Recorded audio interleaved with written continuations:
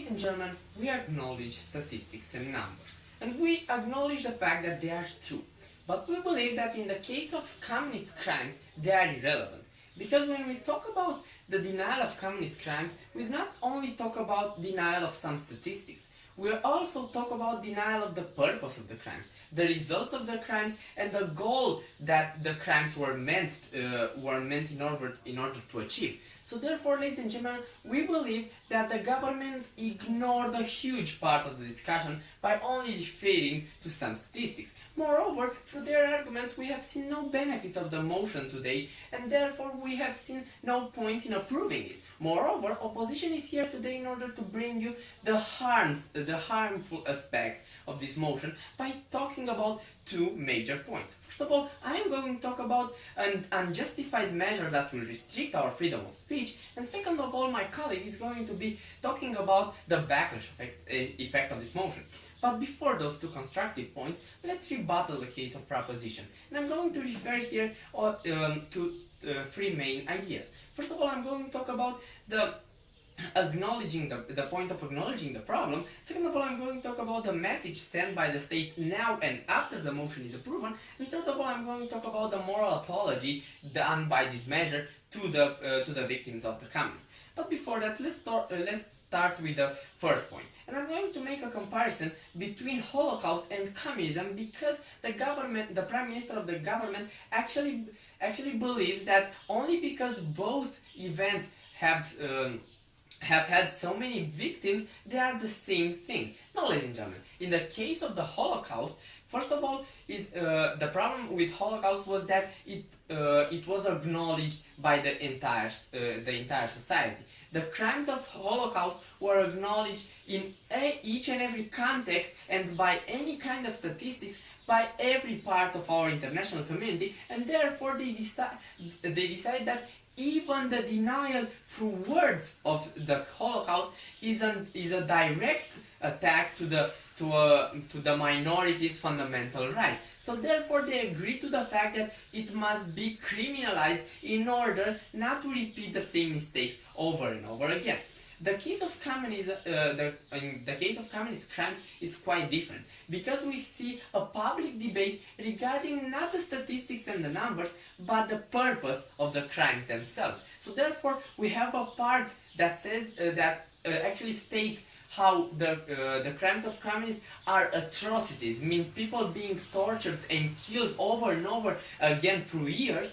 And that is to be condemned. And on the other hand, we have another part of the population which states the fact that even if those crimes are real and happened in the past, they were for the achievement of a greater goal, which means the liberty from the Nazism regime. So therefore, ladies and gentlemen, both sides have actually huge and strong arguments in order to sustain their ideas. Both sides have pertinent and factually true ideas. So therefore, we believe that we cannot acknowledge an ideal way to solve a problem or an ideal problem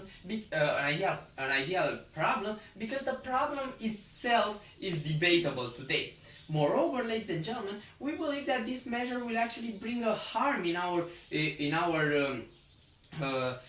mobility in order to understand the problem, because it will take away our right to debate the problem. And as we already know the fact that by debating the problem we acknowledge all the aspects of it because we understand both points of view, by approving this measure we take a step back in order to understand the whole problem, all the problems of the communist crimes. So ladies and gentlemen, this is about acknowledging the problem. Now, moving on to the message sent by this motion, we believe that at this point the state sends no message to the population, and I'm going to explain you exactly why it sends no negative message right now on the next point. But it sends no negative message because it chooses not to interfere there. Moreover, later on, if we approve this measure, the state will send a message that it actually does not care about an actual part of the society. How? Firstly, because it will take away their right to express their beliefs. So at that point, it will agree to a certain part of the society, leaving the other one with no other choice but to agree with that part as well. So, ladies and gentlemen, the state will fail to fulfill its role in order to help the entire society by taking away the right of part of it to express themselves. Therefore, they will send by approving this measure, will actually send that message the government tries to avoid, that the state does not care about a part of the population. Moreover, regarding the message sent on the international level, we can see how this measure is actually bringing more and more harm in our society, as we have the example of its approval in 2010 by Hungary. Even if for Hungary it was nice and fluffy to approve this motion, and for Czech Republic and some 2 or 3 more states was the same, the international reaction was a truly negative one. And I'm especially talking about former communist countries such as Russia and China, who are vehement supporters of the fact that communist crimes were something that was necessary in the former society. So therefore, ladies and gentlemen, we still see how this measure has led to huge tensions in our past society, and we must learn from that. We want a society that should not be divided, that should be able to communicate in order to solve the problems, and not take measures that will lead to solving the problems only by armed conflicts or ideological conflicts between states. So for all these reasons, we believe that the message sent today is okay as long as it is none, but the message sent in the future by allowing this measure to pass will be a negative one, both on national and international level. Moreover, about the third point of moral apology, we believe that this is already been done, and therefore the state has already showed its respect for the victims of the communists. Therefore, again, this is the point when I'm saying that the state at this point sends no message. It actually supports the victim of the communists by memorials for the victims or help from the international and national society for those families, and therefore the moral apology has already been done by the state. So therefore, ladies and gentlemen, the actual SQ is perfectly okay, so this measure is unnecessary.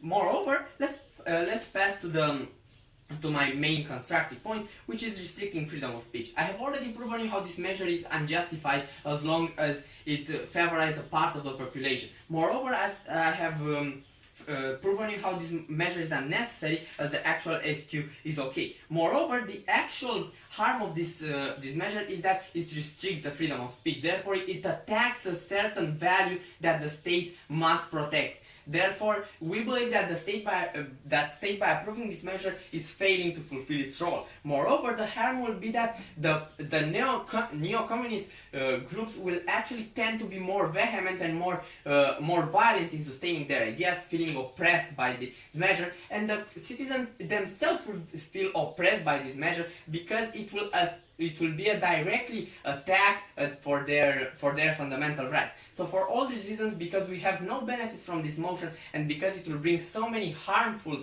aspects in our society, please do not approve the motion. Thank you.